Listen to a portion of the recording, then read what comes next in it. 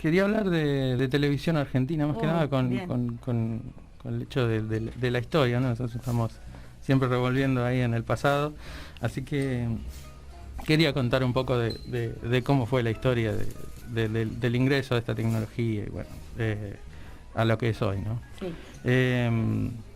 Bueno, en realidad todo comienza en nuestro país, ¿no? Porque el televisor como objeto tecnológico se desarrolla en los años 20 y en los mediados de los años 30 es cuando salen, digamos, los primeros que funcionan bien, porque costó descubrir cuál era la vuelta para que funcionaran bien. Entonces, en los años 40, en la Argentina, es cuando se hacen las primeras transmisiones, pero eran más que nada aisladas, eran experimentales, ¿no? Sí. Y bueno, recién en el año 1951 es cuando se realiza la primera televisación oficial, digamos, ¿no? Sí. Bueno, en ese año, en el 51, apoyado también por el gobierno en ese momento de Perón, es cuando Jaime Yankelevich, que si te suena el apellido es el abuelo de Gustavo Yankelevich, el productor televisivo que estaba en Canal 11, y bueno, él viaja a Estados Unidos para pagar, ¿no? Para poner la plata con respecto a lo que es los aparatos de televisores y lo que es todo lo que rodea esa tecnología, ¿no? Las cámaras, bueno, todas esas cosas. Él viaja a Estados Unidos y él trae eso, ¿no? Él importa los televisores, ¿no? Para que la gente pueda adquirirlos prontamente. O sea que hace una compra. Claro, sí. Él además era el dueño de lo que es de lo que era en ese momento Radio Belgrano. Bien. Y ahí en el auditorio de Radio Belgrano él crea el primer estudio televisivo del país, ¿sí? Y como transmisión eligen la conmemoración del Día de la Lealtad de ese mismo año, el 17 de octubre de 1951, el Día de la Lealtad peronista, y bueno, que también lo recordamos por el famoso discurso de renunciamiento de Eva Duarte, ¿no? Ya enferma ella, sí. Y bueno, para todo esto se instala una antena en el edificio del Ministerio de Obras y Servicios Públicos, que está ahí a pasitos de la Casa de Gobierno. Y bueno, instalan una antena de 50 metros que bueno, la utilizan para transmitir esa primera transmisión. Son dos cámaras que ponen, una la ponen en lo que es el Banco Nación y la otra en el Banco Hipotecario, que era en ese momento, que hoy en día es el edificio donde está la FIP. O sea que si tomamos la Casa de Gobierno es el edificio a la derecha y a la izquierda, ¿no? Una cámara en cada lado. Bueno, pero como decíamos que había traído los televisores en Buenos Aires, obviamente todavía no tenían la gente los aparatos para poder, claro, eran muy pocos los que poseían, obviamente eran muy caros en ese momento. Y otra cuestión que había era que la antena que estaba en el ministerio cubría solamente 5 kilómetros, claro, a la redonda, ¿no? Y bueno, o sea que quedó oficializada esa primera transmisión, pero no han sido muchos los que han podido verla, ¿no? Claro. Y bueno, y tenemos el audio de una parte de esta transmisión, así que vamos a escuchar. El pueblo se moviliza, marcha hacia el escenario de los hechos más trascendentales de la historia para estar junto a su conductor y para rendir homenaje a Eva Perón.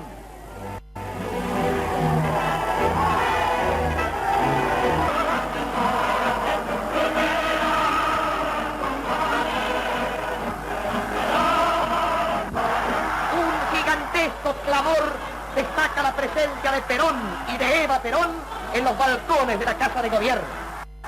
El pueblo consagra nuevamente a la mujer excepcional que acaba de dictar al mundo en las páginas sublimes de un libro extraordinario, La razón de mi vida, una hermosa lección de amor a la humanidad.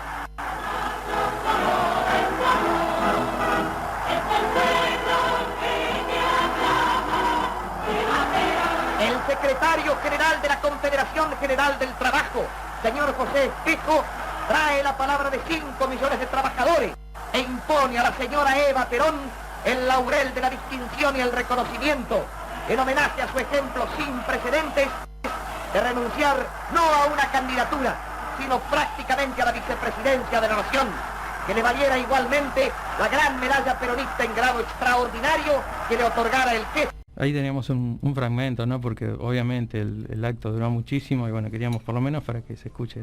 Es súper peronista el mensaje, por ser la primera transmisión. Sí, bueno, es la época del peronismo, ¿no? Ya casi a mediados finales ya, ¿no? Claro. Faltaba poco para las elecciones y bueno, ya vamos a hablar un poquito de esto mientras vamos contando cómo fue evolucionando la tele. Bueno, cuando termina este acto, lo que se hace es, desde ese auditorio que te decía que había creado Yankelevich en Radio Belgrano, en ese estudio del auditorio, bueno, está la actuación del coro del Teatro Colón, ¿no? Bien. Luego de esto, de la transmisión. Claro, de esta transmisión. Obviamente que en ese momento el dominio de lo que es la comunicación es por parte de la radio, ¿no? Y básicamente en ese momento lo que se pasaban eran pruebas de sintonía y bueno y actuaciones de artistas de varieté, ¿no? Bien. Bueno, el 3 de noviembre de 1951 es cuando se inician las primeras transmisiones, el primer canal, ¿no? El canal 7 que sería, y el nombre en ese momento era LR3 Televisión Radio Belgrano. Recordemos que Yankelevich era el dueño de las dos, ¿no? Sí. Y un día después se transmite el primer partido de fútbol en Argentina, que es el clásico Racing San Lorenzo. Bueno, terminan empatados 2-2 y a partir de ahí, bueno, empiezan a transmitir el fútbol. Era ya en ese momento muy popular, desde mucho antes, la verdad, era muy popular, traía mucha gente y bueno, ese fue el primero, ¿sí? Se emitían 2 segmentos de horarios, ¿no? Sí. Era uno de 4 a 7 de la tarde y el otro de 9 a 11 de la noche. Así se dividía en ese momento. Después con el tiempo, bueno, se empezaron a transmitir, por ejemplo, teatro clásico, ballet, programas de cocina. Ahí es donde aparece la famosa Doña Petrona. Ah, mira vos. Yo me acuerdo de tener en casa un libro muy viejo, de esos tapa bien dura, receta, sí. con la cara de Doña Petrona y la receta de Doña Petrona. Eran muy grandes y pesados, sí, la verdad que sí. Bueno, los partidos de fútbol, los primeros noticieros, ciclos políticos, musicales, humor, era una variedad que empezaba a surgir en esos años, ¿no? Y obviamente las figuras que la radio tenía empiezan a aparecer en la televisión y la gente empieza a conocer sus rostros, ¿no? Porque esto de la radio, ¿no? Bueno, nosotros no transmitimos imagen, ¿no? Pero es un poco lo que pasaba. Claro, en ese momento cuando el programa radial es transmitido. Exactamente. Bueno, en 1952 ya hay más de 2000 aparatos televisores en funcionamiento en Buenos Aires, que es la ciudad de Buenos Aires, ¿no? Sí. Y en 1953, es decir, un año más tarde, se venden aproximadamente 5000 aparatos de televisor, que obviamente, como decíamos, eran caros y bueno, era clase media alta los que podían hacer válvulas, bien a la antigua, ¿no? Las radios también eran las válvulas. Y bueno, para los transistores faltaban un tiempo todavía, ¿no? En 1953 es necesario, al integrar la televisión a lo que era la radio, se necesita una ley que regule, ¿no? Entonces se promulga la ley de radiodifusión, que bueno, que obliga a los prestadores de servicios a revalidar las licencias por tener esas empresas, ¿no? Y bueno, ahí es cuando se consolidan las 3 grandes cadenas radiales. Bien. En ese momento, que son Belgrano, Splendid y El Mundo. Canal 7 queda bajo el control de la Asociación de Promotores de Teleradiodifusión, dirigida por Jorge Antonio, que era un empresario relacionado al peronismo en ese momento. Exactamente. Bueno, justamente Perón, ya habíamos contado, ¿no? que impulsaba al crecimiento de la industria televisiva, ¿no? Que tuvo que ver también con esta negociación con Yankelevich para que bueno, importara los aparatos y la tecnología. Hasta el 16 de septiembre de 1955, bueno, todos sabemos el golpe de Estado.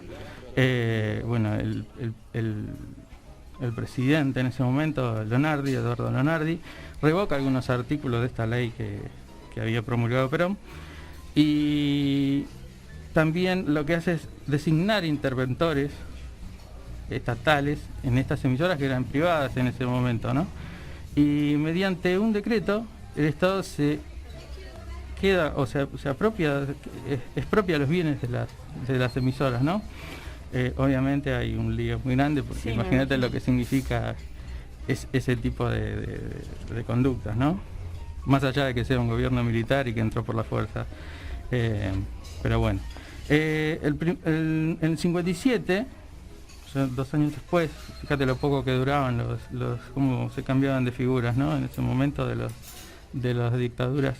El presidente es Pedro Aramburu, que bueno, después tiene un final que es para... Exactamente, Pedro Eugenio Aramburu, que después, bueno, tiene un final que es para... Tiene toda una historia que probablemente lo contemos más adelante, ¿no? Seguramente hagamos algo para contar un poco de esa historia. Entonces, ¿qué es lo que hacen? Deroga esa ley de radiodifusión, que habían sacado algunos artículos antes, pero ya la deroga. Entonces, ¿qué es lo que hace? Quiere generar una estructura de medios acorde a los intereses que tienen ellos, ¿no? Entonces, ¿qué hacen? Una nueva ley de radiodifusión en noviembre de ese mismo año, ¿no? En ella se estipula que cada dueño de medios puede controlar solo una radio y un canal. Y hasta ahí estamos bien. Claro. Hasta ahí estamos bien, hasta ahí estoy de acuerdo, ¿viste? Pero después también esta ley implica que la licitación tiene que ser con empresas que no estén ligadas al peronismo. Obviamente, ya hasta la palabra peronismo estaba prohibida. Claro, claro. Menos gente que genere plata, ¿no? Y esté ligada a ese movimiento tan popular, ¿no? Y también que fueran solo empresas nacionales. Pero bueno, esto no va a durar mucho, como imaginábamos, porque bueno, todos recordamos series que han ingresado hace mucho tiempo, en los fines de los 50, 60, que tienen que ver con, no sé, Llanero Solitario, un montón de series muy viejas que Lassie, hay un montón de... El Túnel del Tiempo es una serie que me gustaba mucho, obviamente no era de mi época, pero uno las puede ver por repeticiones, esas cosas están muy buenas. Esta nueva ley, bueno, ya dijimos, no ligadas al peronismo, las empresas que liciten y solo empresas nacionales. En el 58, el 28 de abril del 58, se otorgan las licencias y la empresa Cadete, que sus accionistas eran propietarios de diarios y también algunos militares, bueno, tiene Canal 9, ¿no? Es uno de los canales. Dicon TV, que era una empresa que eran personas ligadas a la iglesia. Canal 11 y Río de la Plata TV, Canal 13, que bueno, eran algunos políticos de la Unión Cívica Radical del Pueblo de ese momento, en esa edición que había, y bueno, y tenía también algún aporte económico de algunos terratenientes nacionales, ¿no? Eso de la prohibición de que sean empresas internacionales, tenía que ser solamente de acá, ¿no? Pero bueno, se le encuentra la vuelta después. Ahora lo vamos a ver. Porque, perdona, sí. Imagino que no habría tanto material acá tampoco. Bueno, se generaba, y bueno, y ahí es donde entra esto, ¿no? Ahí, cuando aparecen los capitales extranjeros, más que nada los Estados Unidos, que ingresa su producto, bueno, ahí se empiezan a acoplar las dos cosas, ¿no? La producción nacional y lo que viene de afuera. Con respecto a esto, bueno, surgen nuevos contenidos, ¿no? En esas nuevas empresas que toman el poder de la programación. Hay historias que son de jóvenes, tienen que ver con la juventud, teleteatros a la hora del té, ¿no? Y después también surgen los programas de entretenimiento, como eran Odol Pregunta por 100.000 pesos con Cacho Fontana, ¿no? Muy famoso, una de las figuras más importantes de la televisión, ¿no? Y bueno, con eso se hace conocido Claudio María Domínguez también. SNS, sí. SNS que creo que gana, era chiquito y él gana, me parece, sí. Un Das Nescafé también, que también eran patrocinadas por las mismas empresas, ¿no? Claro. Odol, dentífricos, y Nescafé, bueno, la famosa empresa cafetera. Ya en 1958, con el gobierno de Frondizi, hay una inestabilidad política, ¿no?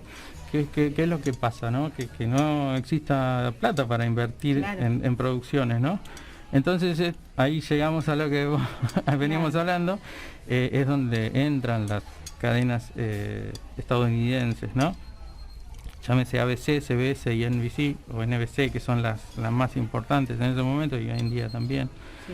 Bueno, hoy Fox compró todo, creo, no sé si quedó algo de eso por sí solo.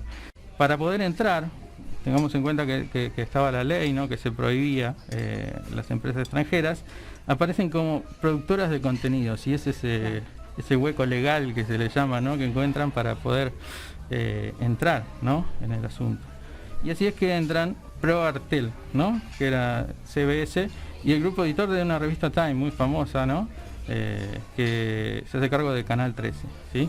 Después tenemos Telerama, que es de ABC y que toma Canal 11, y Telecenter, que se hace cargo de Canal 9. Y ahí llegamos a Alejandro Romay. Sale al aire con el director nuevo de programación, Romay, que muchos lo recordarán, hace como 10 años, 15 que falleció, más o menos, supongo. Pero bueno, él fue el dueño de Canal 9 luego, mucho tiempo. Y bueno, era ya para reírse en un momento porque era muy gracioso el hombre, ¿no? Y era como que aparecía en todos lados y tenía tantos años el hombre que parecía como que había creado la televisión misma cuando aparecía.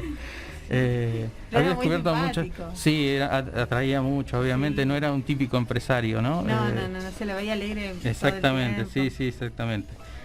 Bueno, luego sale el 13 y el 11, ya, obviamente ya con esta influencia que venimos contando, ¿no? De nuevos programas, nuevo material. Obviamente tenemos que tener en cuenta que estamos en una época de Guerra Fría, o sea, era el debate entre cuál es la vida que se debe llevar, ¿no? Sí. Cuál es la forma política, ¿no? Que debe dominar el mundo. Y bueno, se usaba en ese momento como forma de difundir su cultura, ¿no? Y decir, bueno, esto es lo que está bien. Claro. De hecho, no por nada, hasta hoy en día muchos escuchamos comunismo y parece una mala palabra, ¿no? Sí. Pero bueno, no es tan fácil, no es tan sencillo como eso, ¿no? Tiene otras vueltas. Que bueno, que siempre da para enganchar muchas cosas y hacer otras charlas acerca de esto. Pero bueno, con Estados Unidos metido en las programaciones, ¿no? ¿Qué es lo que pasa? Ya en ese momento, ya más del 40% de la gente de Buenos Aires y Capital Federal ya tienen televisores, ¿no? Ya hay una diferencia a ese primer momento. Estamos hablando de unos 10 años aproximadamente desde esa transmisión que escuchamos. Y bueno, ellos incorporan una tecnología nueva que es el videotape. Ajá. Que antes, bueno, era diferente porque se hacían las transmisiones en vivo, y con esto lo que podían hacer era importar lo que era el contenido de Estados Unidos o repartirlo por los nuevos canales que surgían en el interior del país, ¿no? Claro. Como por ejemplo estaba el canal de Córdoba, el canal 12, el 8 o el 10 de Mar del Plata, en Santa Fe el canal 5 y en Mendoza el canal 7. En principio, tengamos en cuenta que estos canales se alimentaban de la televisión de Buenos Aires, ¿no? Eran más que nada repetidoras de lo que era. Claro. Exactamente. Yo me acuerdo bueno, cuando teníamos la antenita, ¿no? La vieja antenita que exactamente, que teníamos que orientarla para el lado de Capital, que era donde estaban las antenas, ¿no? Salvo uno, que ya vamos a hablar de eso también en el próximo programa. Y bueno, y salían, a veces a mí me salían, cuando era chico, algunos canales de Uruguay. Tenés razón. El canal 5, canal 3, bueno, uno de esos era. Y bueno, se alimentaba de toda la televisión de acá. Claro. Y te estoy hablando ahora unos 20, 30 años, ponele. Así que bueno, acá en Argentina en los primeros tiempos era así, ¿no? Los canales del interior eran repetidoras más que nada y dependían de los canales de Capital. Es un momento donde se consolidan telenovelas, comedias, noticieros, y bueno, y surgen figuras como Tato Bores, Olmedo con Piluso, Capitán Piluso. Olmedo, para los que no saben, era para chicos en ese momento. Después surgieron las otras películas de los 70 y 80 que bueno, que fue más otra cosa, ¿no? Más para adultos. Exactamente. Coquito, sí, que era el marinero, sí. Pepe Biondi también, otro humorista. Minguito, bueno, ¿qué podemos decir? Un grande Minguito. Y Pipo Mancera, Fidel Pintos también, en la primera época de Polémica en el Bar, creo que eran los 70, 80 también estaba. Pipo Mancera con los Sábados Circulares estaba, que era un programa de entretenimiento en ese momento. Entonces, para ese momento ya, estamos hablando de principios de los 60, ya estaba repartido lo que era el contenido que traían de Estados Unidos y lo que se producía acá. Bueno, acá tengo algunos. Yo amo a Lucy, Lucille Ball y Desi Arnaz. Era el marido, era una sitcom que se le llama ahora. Muy muy buena, la verdad, en ese momento. Después la repitieron muchos años después y bueno, ya después se fue perdiendo, así como Los Tres Chiflados, El Llanero Solitario, El Hombre del Rifle también, y uno que me nombraba mucho mi viejo, que era Los Beverly Ricos, ¿no? Que era una familia que eran como ese dibujito me hace acordar a los montañeses que había, claro. La forma de hablar, no sé de qué lugar sería, de Los Locos Adams, bien. Yo las he visto todas estas, pero uno, viste, las va olvidando porque van saliendo de circulación. Lo mismo que te decía, Los Tres Chiflados y esas cosas, en su momento lo pasaban muchísimo, ¿no?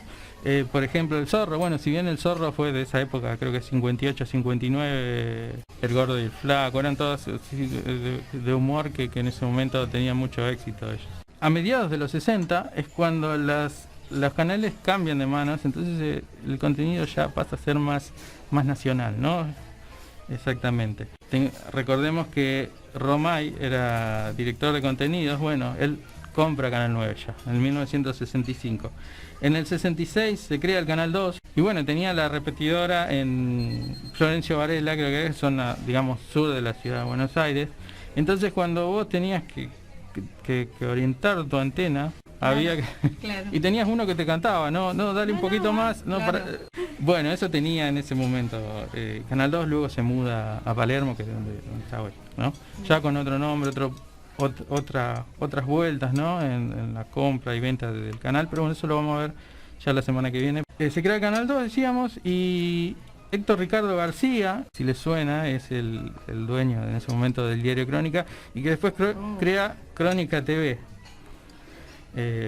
Así que hoy en día uno lo vio al diario Crónica, pero es por ahí encontrás algún chico que te miran porque no tienen ni idea de lo que es un diario, ¿no? Más allá de verlo. Pero bueno, el Crónica era muy sangriento, ¿no? Era se ponía mucho.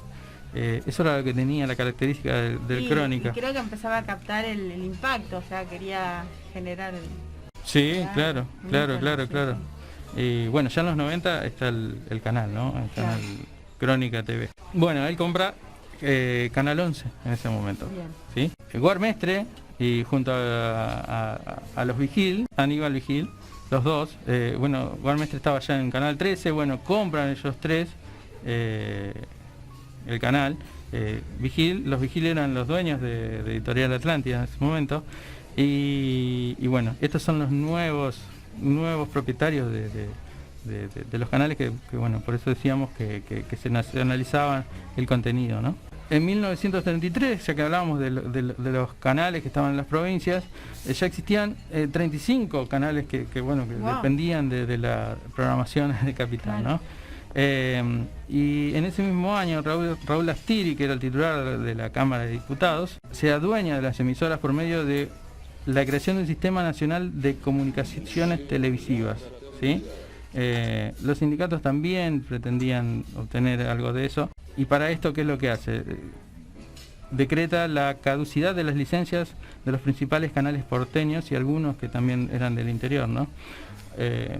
Bueno, hay un revuelo ahí, interventores que vienen, van, obviamente, y los reclamos obvios ante la justicia de lo que eran los propietarios, ¿no? Claro. Entre ellos, bueno, que los que estábamos hablando, Romá y los Vigil, Mestre, bueno. Todo esto continúa, no tiene ninguna resolución más allá de que fue expropiado, ¿no? Y el 24 de marzo de 1976, bueno, como sabemos, toma el control de las señales televisivas el gobierno militar, que entra en ese momento, derroca María Estela Martínez, y bueno, se reparten los medios entre todas las fuerzas, ¿no? Entre las 3 fuerzas. El Canal 7 empieza a pertenecer a Presidencia de la Nación, Canal 13 a la Armada, el Canal 11 a la Fuerza Aérea, el Canal 9 al Ejército y el Canal 2 al Ministerio de Economía de la provincia de Buenos Aires, ¿sí? Se los repartieron. Sí, muy rápido. Bueno, estamos hablando del 76, poco tiempo después se organiza el Mundial en Argentina, que tiene que ver con la importancia, ¿no? de este entretenimiento mundial que era el Mundial de Fútbol, ¿no? Sí. Y bueno, para esto es necesario la televisión color, ¿no? Se crea un canal especial para ese, que es el Argentina 78 Televisora Color, que funcionaba en donde hoy está Canal 7, o que se llama TV Pública, y bueno, y tienen que adaptar las normas, ¿no? Para que puedan transmitirse en color y también en blanco y negro. ¿Por qué? Porque acá no había televisor color. El tema era que la transmisión a color era para el extranjero y bueno, y acá los televisores que eran, había cambiado el televisor. Entonces adaptaron para que pudiera funcionar de las dos formas con la norma alemana, que era la PAL, ¿no? Exactamente. PAL N, muy bien.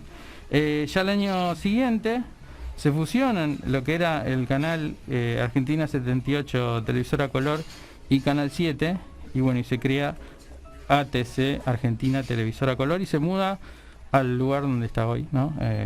Figueroa Alcorta y Tagle. Por más que, digamos, la televisión color, que todos nos recordamos que el Mundial fue transmitido a color, todavía se seguía transmitiendo en blanco y negro hasta el 1 de mayo de 1980, que en el mismo canal, en ATC, y a través de una conductora muy famosa de esa época, que era Pinky, se hizo el paso.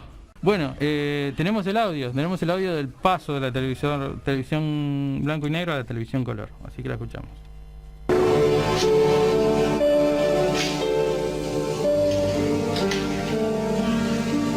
¿Y cómo hago para dominar la emoción? Si estoy aquí para despedir a una vieja amiga. Tengo que decirle adiós a la televisión en blanco y negro. Hace muchos años uno caminaba por las calles de Buenos Aires y veía una cantidad de gente agolpada frente a una vidriera mirando las primeras imágenes en la televisión de blanco y negro. Ahora ha pasado algo similar. Otra vez la gente se agolpa frente a una vidriera para ver las primeras experiencias de la televisión color. Pero hoy terminan las pruebas. ¿Y qué imagen verá usted ahora en color? Todavía no, aunque la va a reconocer enseguida, yo quiero decirlo. ¿Cuáles son los colores más hermosos que tiene la Argentina? Esos son, esos que creó mi amado Belgrano. Estos, los de la bandera nacional.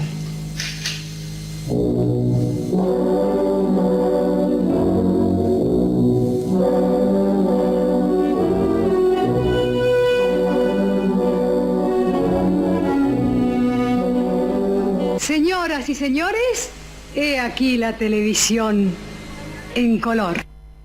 Bueno, bien, para que no pudieran ver, bueno, lo primero que se vio fue la bandera, ¿no? Claro.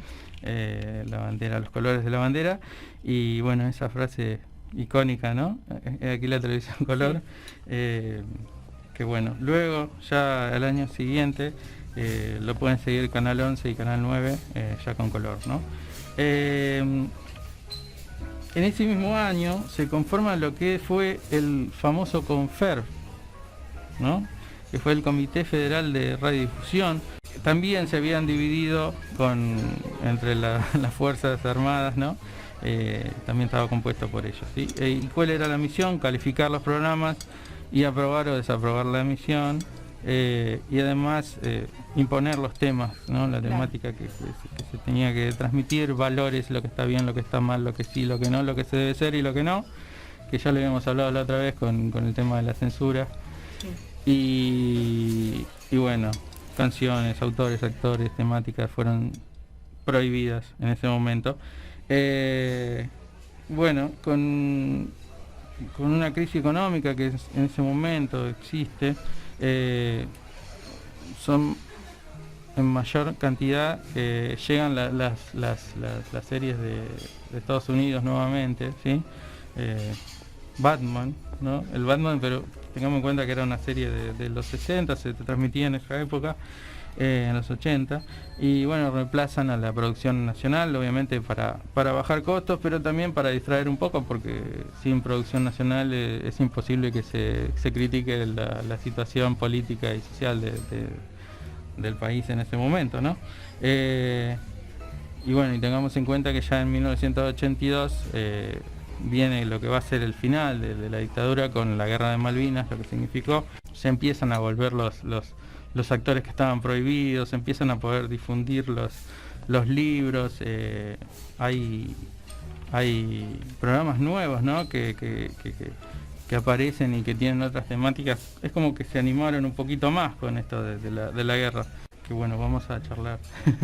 Tenemos muchos de estos datos y personas que vale la pena conocerlo, porque hoy en día probablemente muchos conozcan de nombre a Mercedes Sosa, pero no es su obra y su implicancia, ¿no? En lo que corresponde a lo social, ¿no?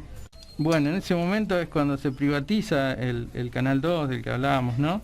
Y forma parte de una empresa que se llama Radiodifusora El Carmen, Sociedad Anónima. Y esto fue antes de que vengan las elecciones, en el 1983, que es cuando Alfonsín, mediante elecciones democráticas, ¿no? Algo que habíamos perdido hace 10 años antes de esto, entra como presidente y bueno, empieza lo que es el famoso destape, ¿sí? En cuanto a artistas, contenidos y bueno, surgen muchas cosas nuevas, mucha música nueva, que bueno, charlábamos de Charlie, que él siempre se mantuvo rebelde, ¿no? Pero en ese momento, como hablábamos, Mercedes Sosa, surgen con esta nueva, se llama New Wave, que se llama Nueva Ola, ¿no? Que surge desde Europa y Estados Unidos y que bueno, que traen esos peinados, que lo vimos en Soda Stereo, ¿no? En la primera época de Soda Stereo, con ese tipo de música. Después también hay otros que se mantienen, como lo que es el punk en ese momento. Claro. Los Violadores. Claro, justamente escuché el otro día. Bueno, yo escuché que Piltrafa, que era el cantante que falleció hace unos meses, que bueno, que él contaba que los afiches tenían que cambiarlos porque claro, no se lo permitían los gobiernos y tenía que llamarse Los Voladores. Claro. ¿No? Así que bueno, da para la música y para contar acerca de la censura. Ya hablamos un poco de censura anteriormente, bueno, y de Miguel Paulino Tato, que era una figura que tuvo mucho que ver con esa restricción, programa, ¿no? Claro, de la exactamente, censura. Sí. Bueno, Alfonsín entra, ¿no? Y comienza este destape, bueno, las películas, los libros, todo eso que estaba prohibido vuelve, ¿no? Y bueno, ya yo creo que hasta acá podemos dejar y nos queda la otra parte la semana que viene, que la vamos a complementar con lo que nos escriban la gente, ¿no? ¿A dónde nos puede? Sí. La consigna seguramente la explicamos en las redes, en el Instagram, Museo Histórico de la Fraternidad, y en el Facebook. Así podemos compartir, ¿no? Las experiencias, así como compartíamos con el operador Carlitos, que está muy bueno, que tiene que ver con eso, ¿no? Hacernos recordar ese es el objetivo, ¿no?, del museo, de este programa, es hacernos recordar cosas y meternos en eso, recordar quiénes somos, quiénes fuimos y bueno, hasta acá llegamos, ¿no?, hasta la democracia. A partir de la democracia, ya la semana que viene vamos a empezar a explorar qué fue lo que pasó con la televisión.